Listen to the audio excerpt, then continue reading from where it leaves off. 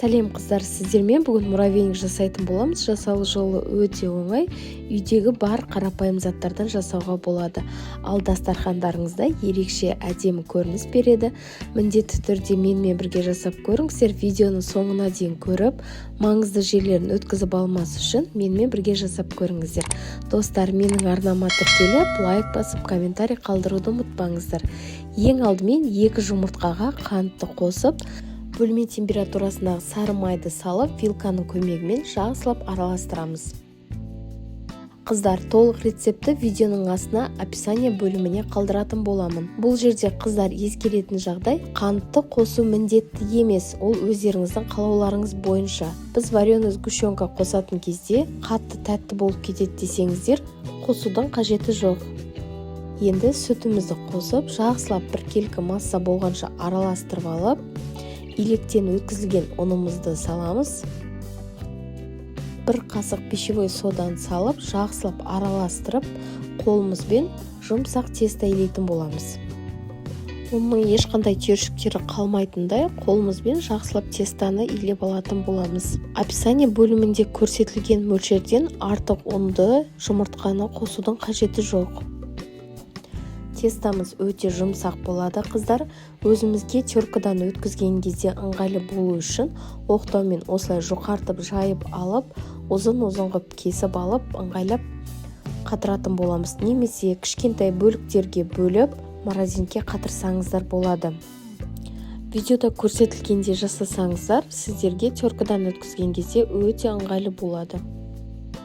Тақтайдың үстіне салафанды төсеп, жаңағы тесталарымыздың барлығын біркелкі етіп қойып шығып, мұздатуға 30-40 минутқа қойып қоямыз. Енді начинкамыз жасаймыз. Ол үшін бізге вареный сгущенка, бөлме температурасында еріп тұрған сары майымыз, және мен бал қостым. Егер балды қосқыларыңыз келмесе, қыздар, сгущенканы қосып, барлығын араластырып жасасаңыздар болады. Егер барлығы бөлме температурасында болған болса, жақсы араласып, біркелкі масса болады. Ал егер тоңазытқыштан шыққан болса, онда оны майды қосып ертіп алатын боламыз. Барлығын осылай жақсылап араластырып алғаннан кейін біздің начинкамыз дайын болады. Енді тоңазытқыштан шыққан жаңағы тесталарымызды алып, теркадан өткізетін боламыз. Өздеріңіз көріп тұрғандай, мен жақсы қатып шыққан теркадан өткізетін боламыз. Бұл тестаны өзіңізге қажетті мөлшерін ғана алып, қалған тоңазытқышқа салып қойсаңыздар, 2 апта көлемінде бұл тұра береді. Тесталарыңыз бір-біріне жабысып қалмас үшін осылай ұн сеуіп жіберіп араластырып отырамыз. Пергамент қағазын төсеп, теркадан өткен тестамыздың барлығын біркелкі етіп салып аламыз. Қатты қалың болып кетпеу керек. Осылай біркелкі етіп жайғастырып алғаннан кейін қызып тұрған 180 градуста 7-8 минут көлемінде пісіріп алатын боламыз. Ол сіздердің пештеріңізге де байланысты, қыздар. Қадағалап қарап тұрыңыздар. Күйіп кетпесін. Өте тез піседі. Осылай барлығын жайғастырып алғаннан кейін, өздеріңіз көріп тұрғандай, осындай түсте біздің муравейник пісіп шығатын болады. Құрғақ ыдысымызға салып, енді қолымызбен барлығын біркелкі етіп, майда қылып үгітіп алатын боламыз. Майдалап алатын боламыз. Үлкен болып тұрғандарды қолдарыңызбен ұсақтап жібересіздер. Вареный сгущенкамызды үстінен құйып, вилкамен араластырып, однородный массаға жасап аламыз.